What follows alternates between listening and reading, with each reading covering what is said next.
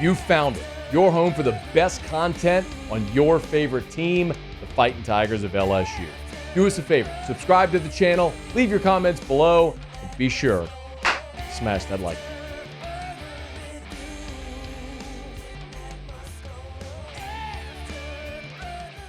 Man, even though LSU's in fall camp, the recruiting news has not slowed down at all. Our buddy Shea Dixon, good enough to join us as he does here on Tuesdays. Shady, how are you, man? I'm doing well. How are you, Matt? Awesome. Glad to have you back. While you were away, LSU landed a commitment from Aiden Hall, 2026 safety out of Edna Carr. Kind of amazingly, Shea, everybody committed for 26 so far is in New Orleans. How big of a deal was it to get Hall in the class already for 26? Massive. I mean, I don't think it can be understated enough, really, or overstated, I should say. Edna Carr, a school you always want to be at, but you look at the On3 rankings for next year, and I think we've got a good grip on who played really well as a sophomore and who emerged this offseason, and we've got Aiden Hall as a top 5 safety. I mean, he's one spot out of the top 50 overall, so we're talking about a guy I saw him at camp this summer at LSU who's bulked up big time. He's not 175 anymore. He's gotten bigger than that, already over 6 foot, so this is one of the best safeties out there, and I'll kind of explain the plan, and you'll get this because of where you graduated high school, not because that turns out smart people, but just because it's turning out a very smart and talented football player next year. Aiden Hall is the top 5 safety in the country. The number 1 safety is Blake Bradford, who is a Baton Rouge kid, right down the block at Catholic High. You don't say it, I'll say it. Right down the block. You got to say it right, Shea. Now I'm just not going to talk about him anymore. Everybody heard it the first time. Not true. He's ranked, he's the number 1 safety in the country. So if you can get 2 of the top 5 safeties in the country, both of them are from Baton Rouge and New Orleans, you're set up. And the New Orleans domino dropping at Aiden Hall is a big deal. So, look, Bradford trimmed down his list recently. LSU was on it. If they come away with those guys, that's massive. Look, they've got a safety announcement here later this week that could pop for this class. So I think after coming off that McBride, Joel Rogers, Juwan Johnson group, now that you've landed Jace Thomas, a 4-star out of Destrehan, if you can get later this week a guy like CJ Jimcoily, then you're in good shape. And then you swing for the fences with Jonah Williams at the end of this month when the number 1 safety announces. We're going to get to all that. Let's stay then at safety with CJ Jimcoily. Give us a little bit of the background there, Shea, because he is set to announce later this week, and we're all expecting the news is going to be good for LSU. Yeah, we saw On3's Chad Simmons go ahead and throw in an RPM pick in favor of LSU. Matt, this is a kid who, yes, he's in Nashville, but at the same time, his dad's from New Orleans. His dad was at O.P. Walker when Frank Wilson was coaching there. Obviously, Frank is LSU's ace recruiter. So CJ told me his grandma, a bunch of family, all of them still live in New Orleans. They go down there a couple times a year. So it was always kind of, for him, man, a chance to play at DBU would be special. We're talking about a kid who's 6'3", 210. So massive safety. Wow. But it put, and he'll have Bama and I believe Tennessee, the in-state team, hats on the table. But he had told me a month ago this was coming down to LSU or Stanford. And we don't see that battle much in football recruiting. But Jimcoily said, look, my parents were blown away on the Stanford official visit, and my dad's from New Orleans. And they said when it comes to family discussions about my recruitment, my mom doesn't really need my dad to chime in because my dad's from New Orleans and wants me to go to LSU. So I think she wanted to see what did academics and football look like at LSU. And that official visit was at the end of June. He told me everything kind of checked out there. She really liked it. So it is lining up for LSU to get another 4-star here at safety end before senior season start. Again, we talk about Aiden Hall. He's going to be a junior, so he's 2026. These are the 2025 kids, and Jace Thomas and then CJ Jimcoily. Like I said, if you can get those two, Matt, and you know what you're coming in 2026, and you know what you just got in McBride, or I should say not Deshaun Spears, and Joel Rogers in that group, you feel good about these two. Like I said, get Jimcoily on board, then swing for the fences. And swinging for the fences, no pun intended, but I guess it is a dual sport athlete in Jonah Williams, a 5-star who wants to play baseball and football in college, and he'll announce his decision later this month. I think August 23rd, but it's towards the end of the month, and LSU's got a hat on the table and is battling hard there. So it should be a big month here at the safety spot after getting Jace Thomas in July, and then hopefully, for LSU's sake, getting Jimcoily on Thursday. Okay, Shea, I'm curious about numbers here. So you got Jace Thomas. Let's assume you get Jimcoily as well at safety. Does that dissuade Jonah Williams from being a third safety in LSU's class? And then also, remember, they've offered Jacob Bradford as well, potentially a fourth safety in this class. I mean, are they getting too crowded at that position?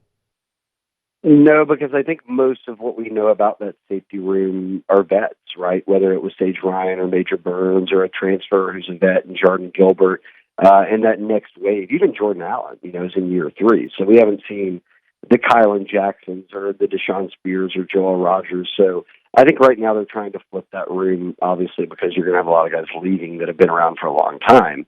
Again, though, I think this is twofold. One, you could always move guys around. A guy like Jimcoily, for instance, is 6'3", 210 as a rising senior. He could be a linebacker at some point in his career, depending on how kind of his frame and where his body takes him, but they're recruiting him at safety. I think the other thing here is this. With the expansion of the scholarship limit going from 85 to 110, LSU, and each school views it differently, LSU, Matt, though, this is built in. You just take all the Louisiana guys that you were considering, your Foster Morrows that you offered right before, and Russell Gage, and, I could go on. Lloyd Cushenberry, yep. Yeah, these guys get offered, you get the offer right before signing day when you know what the numbers are now, and there used to be a cap on it. Now, let's just go after Jacob Bradford. If you like him, make the offer. Don't wait. So once that kind of got out there, that it was evident that they were going to move to 110, they moved on some guys. But Bradford being the only one in Louisiana that they really moved on. So I think we'll just start to see that they'll, add up one or two more, guys to a position, and maybe we're used to seeing. And I think that'll just be a result of how you're balancing the roster now that you have more scholarships to give out. Shea Dixon on 3, the Bengal Tiger, on Twitter at Shea Dixon. Do you have an update on Jonah Williams and what he might be thinking right now? If you talk about playing things close to the vest, he does it well, and he's one where almost every visit that he went on, the staff or sources kind of felt like, hey, look, the staff here in town feels good about things. I think that's evidenced by, I can open his On3 recruiting prediction machine right now. There are picks in, now granted, these are different stages, but all in 2024, on Oklahoma, A&M, Oregon, and LSU. So 4 different teams have picks in for them. I think that sort of sums up where they're at. And look, Texas tried jumping in this race. This is a kid, for those who don't know, Jonah Williams, the number 1 safety, and he plays baseball as well. He's from Galveston, plays at Ball, so big A&M school, or at least it has an A&M presence. But his coach in high school is the guy that Blake Baker played for. They've got a lot of ties in that area because of Blake Baker. He went to high school in the North Shore. So they've picked up and recruited him well with Jake Olson and the staff. And obviously LSU baseball is a big deal. I'll tell you this, Jay Johnson did an in-home visit. So LSU has really put the full court press on here. I always thought it would be A&M or LSU, 2 schools that are good at football and baseball that are close to home, right? That's, if you're in Galveston, those are the 2 closest schools. The shakeup with the A&M baseball staff to Texas, I don't know what it'll ultimately mean. Texas people have said they're not too confident they're getting him, but they were never in the picture. And now they've got that Texas baseball staff. They got Jonah in for a visit just before the dead period. So does a Longhorn surge at all? I don't know, but I do still think, and my gut tells me that the Oregon buzz was kind of just that, and when the dust settles, maybe this comes back around to an LSU A&M battle. 2 teams that, from the start, everybody said was going to be in it until the end. He is Shea Dixon on 3, the Bengal Tiger. Shea, let me ask you also about, before you go, about Phillip Wright. And we talked about him on Monday here, but this is a guy from, I think when he committed to Michigan, I think you told us that week, don't expect that to last, because as soon as LSU gave the offer, it was likely he was going to end up in purple and gold. Fill us in on Wright and what's happening there. Yeah, I mean, Hankton had offered Wright during the season last year, but then it was like Michigan just pressed him way harder, and we saw LSU posting a lot of the 5-star receivers in June. And when Phillip Wright came in for camp, he ran really well, and this is a kid who was great, excellent on the track for Destrehan in the spring. And to show you kind of how far they're going now, track and field's offered him for LSU. So they're sort of pushing all their chips in here. You've got Teron Francis, the best receiver in Louisiana, coming out of Carr, the highest ranked, I should say, already committed. They pulled off a shocker in Derek Meadows, a guy many people thought was going to go to Notre Dame, a top 50 recruit. He commits coming out of Nevada. So you've got two receivers.